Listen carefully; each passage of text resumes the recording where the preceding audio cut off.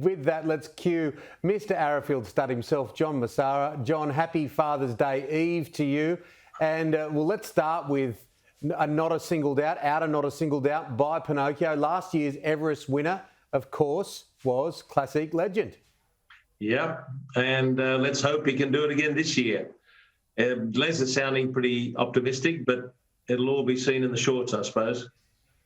Well, John, what we just watched was a beautiful tribute to the champions past and present. But as you said, the job's not done. And this year was another virtual stallion parade for the team at Arrowfield. Tell us about it.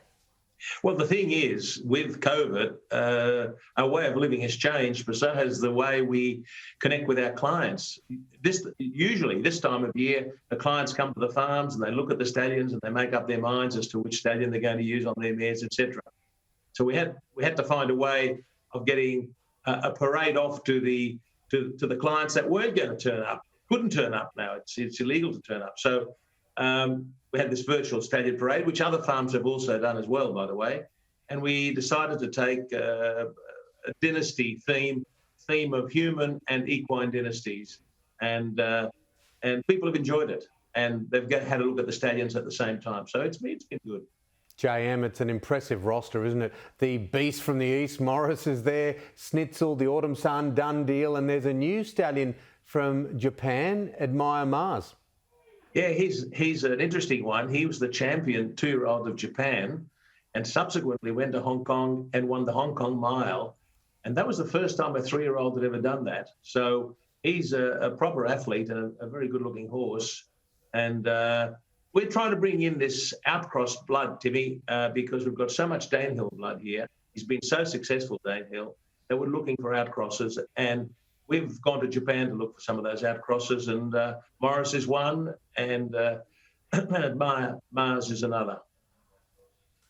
Well, the Everest, let's take a look at that now, John. You've combined with the star for your slot this year. That's a bit of a tongue twister. What do you make of the 2021 field so far? Well, you can't say much because, what are they, 7 or 8 of them already sort of outed themselves as having slots, horses, but there's a long way to go. We've got a slot. I've got a slot jointly with a star, and we're still not close to completing an arrangement with a horse. We're looking at two or three horses, and others are in the same boat. I think this year it's going to be late into the day before we can see the field and determine how good the form is, and therefore what the market should be and who are the chances. Can you give us a breaking story here, JM, just between you and I and Julie on who you're going to go for? Well, look, no, I can't tell you who I'm going to go for because we'd be telling the competition what we're doing. But I've got a horse. Arrowfield has a horse.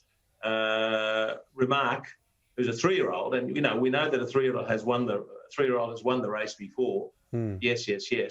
But he's a horse that we think a lot of, and he will enter the fray next Saturday in the Run to the Rose because he is heading for the Golden Rose. But you can come from the Golden Rose into the Everest, and he is one of the potential horses that we're looking at, but he'd have to be a very good winner of that next week to justify going against the all ages in the Everest, because that's one of the toughest races, sprint races in the world. So, but he's in the lineup, but he's by no means a definite starter for the race. There's one that might emerge after next Saturday.